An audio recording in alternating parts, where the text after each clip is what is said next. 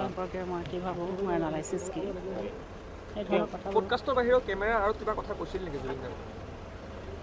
আমিতো একচুৱেলি আগতে অলপমান কথা পাতিছোঁ, মানে যিখিনি ৰেডি হোৱাৰ আগত পতা যায়, যেতিয়া প্ৰস্তুতি চলি থাকে সেইবোৰ তাত কিবা কিবি বিভিন্ন ধৰণৰ কথা কৈছে। কিন্তু আপোনাৰ পডকাষ্টত কেইবাটাও শব্দ জুবিন দাৰ শেষ মুহূৰ্তত মিলিছে, যেনেকৈ জুবিন দাই কৈছিলে তেওঁ ব্যৱহাৰ কৰিছিলে, সেই কথাসমূহ কোনে ব্যৱহাৰ কৰিছিলে, কি ধৰণে কৰিছিলে, সেই কথাসমূহ আপোনাক কৈছিলনে?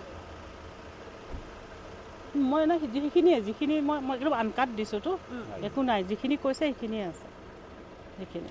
হয়, আপুনি যাবৰ সময়ত তেওঁৰ গাটো চুই চোৱা বুলি মানে সি মোক আঁকোৱালি ধৰিছিলে, তাৰ গাটো কঁপি আছিল খুব, আৰু অলপমান গাটো গৰম হৈ আছিল। মই ভাবিছোঁ তাৰ গাটো ভাল নহয়, এইখিনিয়ে মই মানে, আৰু মই নাজানো ছিংগাপুৰ যাব বুলি কোৱা নাই, আৰু আমি ইমানটো খবৰ নাৰাখোঁ। পডকাষ্টটোৰ বাদেও যেতিয়া আপুনি কথা পাতিছিলে কিবা তেনেকুৱা বেলেগ পডকাষ্টৰ ভিতৰতেই মেইনলি কৈছে, আৰু তাৰপিছত মিতালৰ কথাখিনিতো মই ৰেকৰ্ড কৰিলোঁ। তাৰপিছতো আৰু সকলো কথাটো মনত নাই, কিন্তু ভাবিলে হয়তো ওলাব, কাৰণ আমি অলপ সময় কথা পাতিছিলোঁ আৰম্ভ হোৱাৰ আগত, পিছত কিন্তু নাই পতা। আৰু আপুনি পডকাষ্টটো লোৱাৰ পিছত হয়তো নিজৰে অনুভৱ হৈছিল জুবিন গাৰ্গৰ শুৱে বাবে বহুত থকাৰ পিছতো তেওঁ অকলশৰীয়া তেওঁ কথা। সেইখিনি সময়ত কিন্তু মই আচলতে ইমান নাই ভবা, কাৰণ জুবিনৰ লগতে আমি ব্যস্ত হৈ আছিলোঁ। সি খাবলৈ তাৰপিছত সি নৰ্মেল হৈ গ'ল নহয়, ভালকৈ হাঁহি ধেমালি কৰি কথা পাতিলে, তললৈ গ'ল, কিবা এটা খালে, তাৰপিছত তললৈ নামি আহিলে, চবে বেৰি ধৰিলে, ফটো চটো উঠিলে, তেতিয়া সি মোক ধৰিছিল, মোক কিছুমান হাঁহি ধেমালি কৰিয়ে কথা পাতিছিলে। গোটেই বিষয়টো আপোনাৰ দৃষ্টিত ঘনিষ্ঠ আছিলে, আপোনাৰ দৃষ্টিত গোটেই বিষয়টো কি? মই ঘনিষ্ঠ আছিলোঁ বুলিতো মই ক'ব নোৱাৰোঁ, মই পডকাষ্টহে লৈছিলোঁ, গতিকে পডকাষ্টত যিখিনি মই দেখিছোঁ সেই বিষয়ে মোৰ নিজৰ যিটো এনালাইচিছ, সেইখিনি বস্তু মই আমি জুবিন গাৰ্গ এটা স্পেচিয়েল ইছ্যু উলিয়াইছোঁ, পৰহি ওলাব, তাত মই এটা দীঘলীয়া লেখা লিখিছোঁ, তাৰ পৰাই আপোনালোকে পাই যাব। ব্যৱহাৰ কৰা যিখিনি মানুহ, ব্যৱহাৰ কৰা মানুহখিনি আচলতে যোনখিনি কেতিয়া এৰেষ্ট কৰিলে সেইখিনিয়ে নে আৰু কোনোবা? মইতো চিনি নাপাওঁ নহয়, মই নাজানো তেওঁলোকৰ, কাৰণ মোৰতো লিংক নাই এই কথাবোৰৰ লগত, জুবিনৰ লগতো মই তেনেকৈ টাচত নাথাকোঁ কেতিয়া। টাৰ্চেল মিত্ৰালকো মতা দৰকাৰ আছিল নেকি, আপুনি অনুভৱ কৰে নেকি? টাৰ্চেল মিত্ৰাৰ নামটো মই সিদিনা প্ৰথম শুনিছোঁ যেতিয়া কৈছে, মই নামেই শুনা নাছিলোঁ। সেইটো মইতো কেনেকৈ ক'ব পাৰিম, সেইটো তেওঁলোকে তদন্তকাৰীসকলে জানিব কাক মাতিব লাগে। বাইদেউ, SOPৰ ওপৰত আপুনি সামাজিক মাধ্যমত লিখিছিলে, কি ক'ব বিচাৰিব এই ক্ষেত্ৰত? চাওক,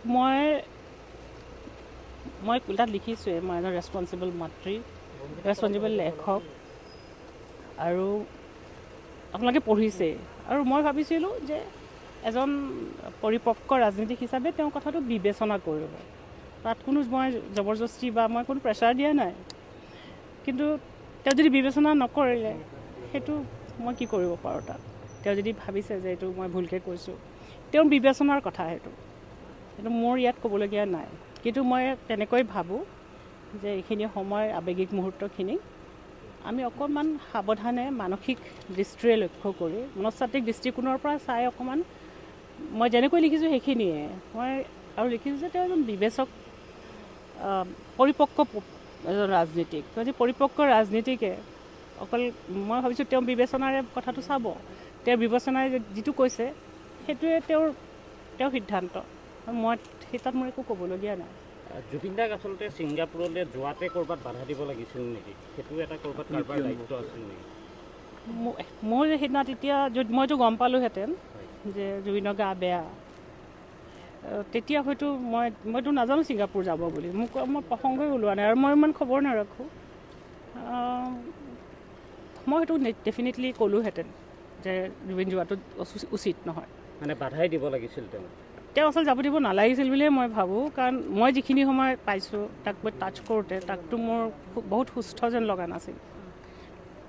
আজি বাইদেউ মূলতঃ পডকাষ্টৰ ওপৰত পডকাষ্টৰ বিষয়ে মোৰ মেইনলি মই কি ভাবোঁ বা মোৰ এনালাইচিছ কি, সেইখিনিয়ে কথা আছিল। আপুনি বিচৰা বাতৰি পাব কেৱল News18 এপত। News18 এপ ডাউনলোড কৰিবলৈ স্কেন কৰক এই QR কোড। Google Play Storeতো পাব এই News18 এপ।